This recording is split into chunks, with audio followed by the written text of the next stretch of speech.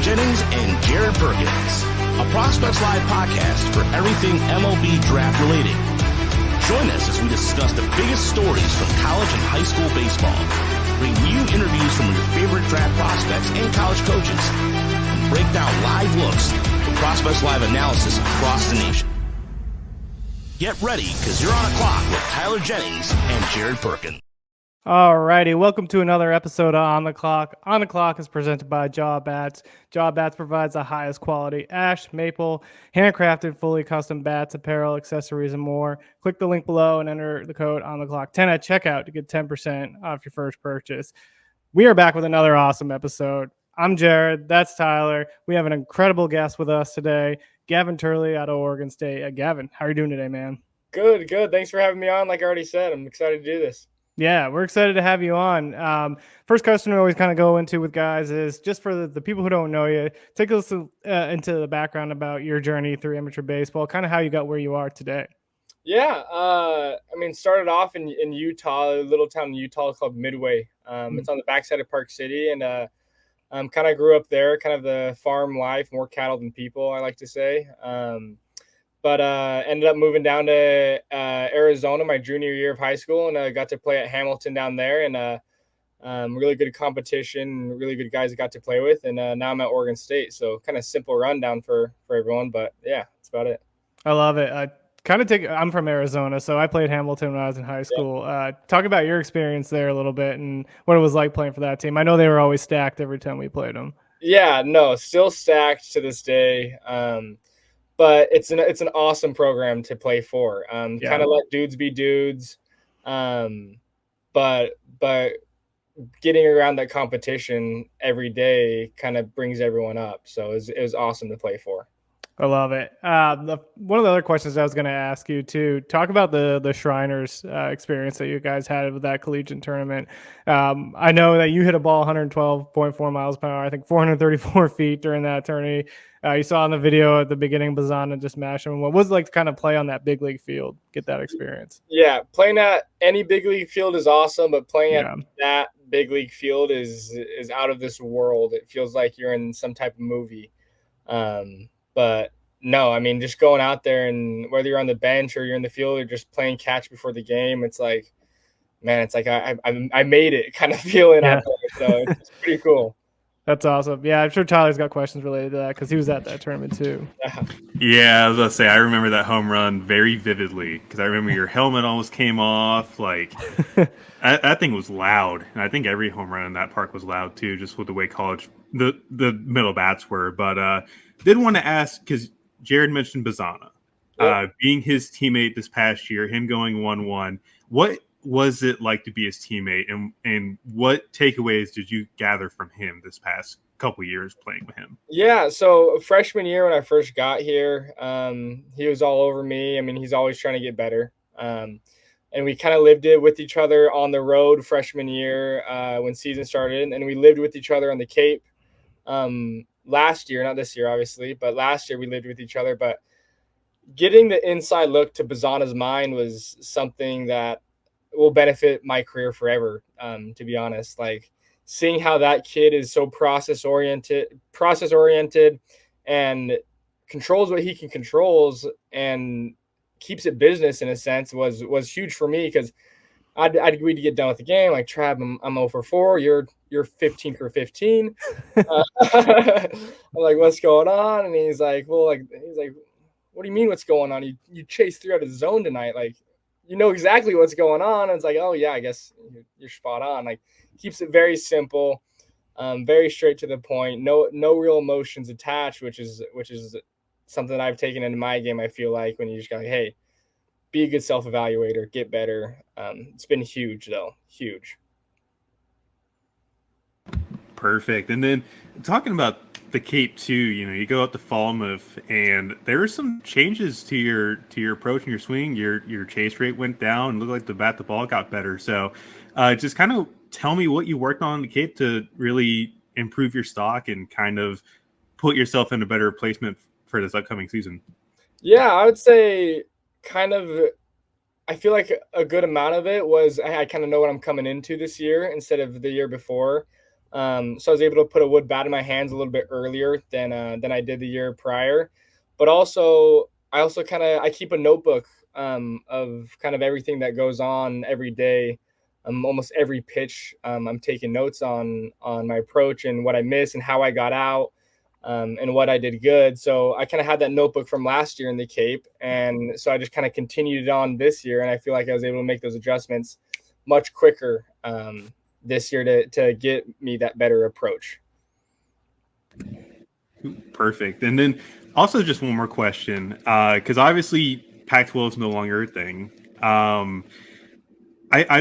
I know you guys are going independent, but I don't know the full story. But I just want to get your insight on what to expect for this upcoming year, because I know it's going to be a bit of a challenge not having like a set conference and schedule. So I'm just kind of really curious on your mindset and what to expect this upcoming year for Oregon State. Yeah, I mean, I don't know how much I can speak on schedule. I mean, I also don't know much. They kind of keep all of us in the dark because things are still moving around. But from what I know and what they told me is it's not going to be hard scheduling games against good competition. And we have an early season strong schedule already. So we go out, we go win. No one's necessarily going to leave Oregon State baseball out of the race. So, I mean, some stuff I worry about. That's not one of the things I worry about. I just kind of let them take care of it. If it works, it works. If it doesn't, I play baseball either way. Love it. And I know you mentioned that schedule. I saw the third week hit at Globe Life again. So that's going to be fun. Jerry, you got any more questions? Yeah, no, you talked a little bit about kind of some of the approach changes you made at the Cape, but what are you looking forward to kind of improving most on your game as you go into the 2025 season? Yeah, I'd say in the Cape, I kind of found a pretty good two-strike approach. I felt like I kind of honed into. Whereas almost to the point where with that wood bat, I got really comfortable with it, where it's like the pitcher had to make a really, really good pitch to get me out. Whereas before I was getting myself out a lot more. So I'm really looking forward to putting that two-strike approach in my swing with metal bat and using the opposite field a little bit more. I'd love to. I'm working on that every day right now. Really, really seeing the ball outside and going the other way with it. So I love it. Other question I always want to ask, because we really want to get to know who you guys are off the field as well. So on your profile that you want to go into ranching after your playing career. Talk a little bit about that and kind of your passion around that. Yeah, I mean, whether it's just stuff around this house that I have here in Corvallis, it's like I'm always like finding myself doing just stupid projects around the house that I love. It's just ranching type projects, whether it's building something or planting. I don't know. Just I grew up doing it, and I feel like it's a really good way to stay grounded and not go crazy. So I mean, that's about it. It's a very simple life that I like to think that I can live one day. Honestly, simple or not, it works. It works. That's all that matters. Like my dad was youngest of 5, grew up on the farm, so I had the luxury of experiencing that same thing. And honestly, it's fun. It is. Yeah. Do you have any other passions you go to kind of outside of baseball to get your mind off things?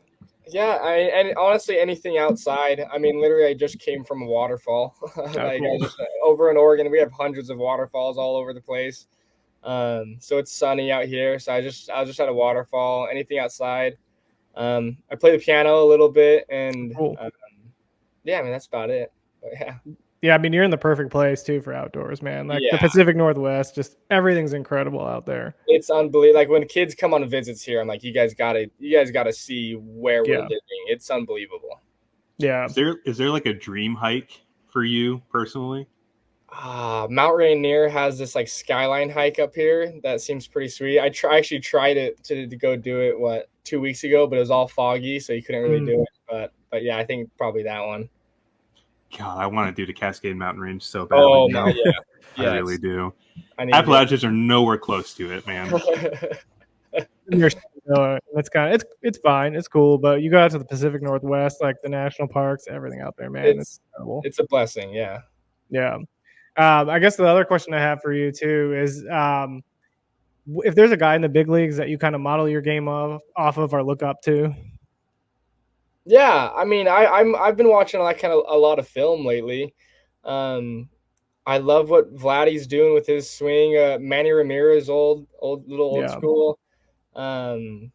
A-Rod, Mark McGuire. I love watching Mark McGuire stuff. And just seeing how they're kind of releasing their top hand throughout their swing, and not cutting themselves off. But yeah, all those guys I watch almost daily. I love it. Before we wrap things up here, because this is on the clock, we're just going to throw a few rapid fire questions at you. First one is go-to food spot in Corvallis. Local boys. What kind of food is that? Hawaiian. Oh, nice. Yeah. Love it. Go-to sport outside of baseball. Go-to sport outside of baseball. Oh my gosh.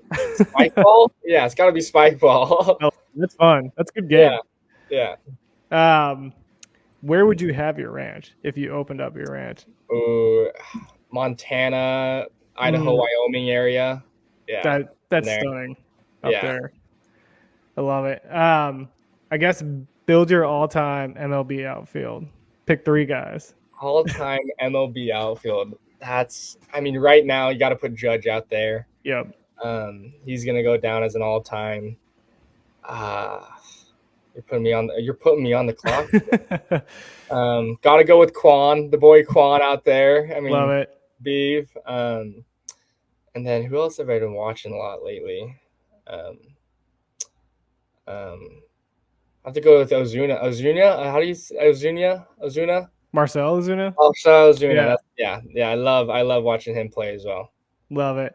Gavin, we can't thank you enough for taking the time to join us on the clock. We're wishing you nothing but success in 2025. Movie watching your career, man. Cool. Thanks for having me on, guys. It means the world.